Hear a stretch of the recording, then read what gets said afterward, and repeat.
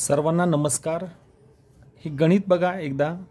खुर्ची आणि टेबल यांच्या किमतीचे गुणोत्तर 3:7 आहे।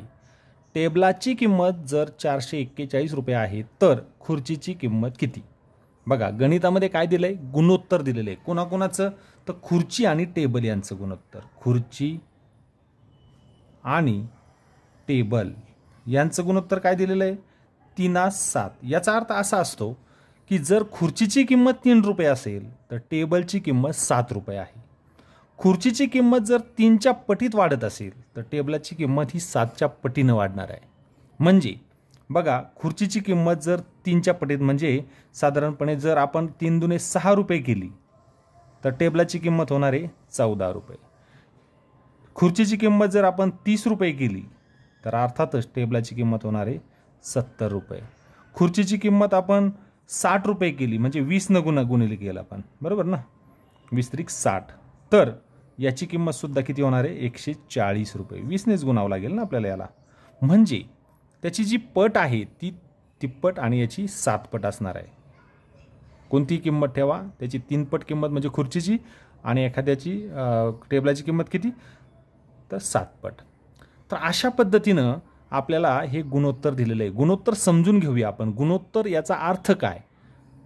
तर या पद्धतीने त्याचा अर्थ आहे। आणि आपल्याला टेबलाची किंमत दिलेली असताना खुर्चीची काढायची, किंवा काही गणितामध्ये खुर्चीची किंमत दिली जाईल, आपल्याला टेबलाची विचारली जाईल, किंवा टेबलाची दिली तर विचारली जाईल खुर्चीची, किंवा खुर्चीची किंमत कितीने जास्त आहे कितीने कमी आहे। म्हणजे गणिताचे स्वरूप वेगवेगळे असू शकतात।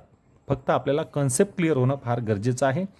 तर बघूया आता आपण इथे आपल्याला विचारली कोणाची किंमत? खुर्चीची, म्हणजे टेबलाची दिलेली।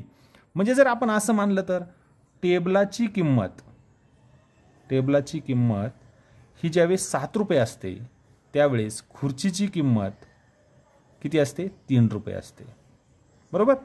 तर बघा म्हणजेच आपण ह्या वेगळ्या पद्धतीनं जर या गणिताला मांडलं, ज्यावेळेस 7 रुपये असते त्यावेळेस खुर्चीची किंमत असते 3 रुपये।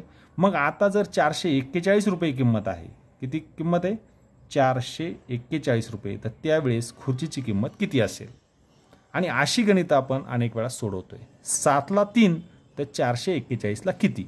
तर हे आहे समचलनातलं उदाहरण।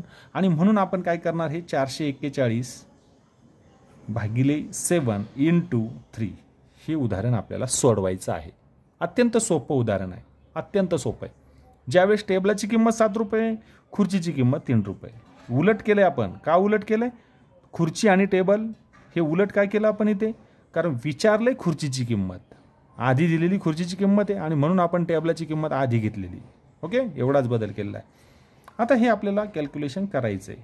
7 1 जा 7, 7 6 जा 42, आणि 2 उरले 7 त्रिक 21। तर हे आता हा जो गुणाकार आहे 63 गुणिले 3 हा गुणाकार करून घ्या। 3 त्रिक 9 आणि 6 त्रिक 18, 189 रुपये खुर्चीची किंमत होणार आहे। 189 रुपये। इतकं सोपं हे गणित आहे, लक्षात घ्या।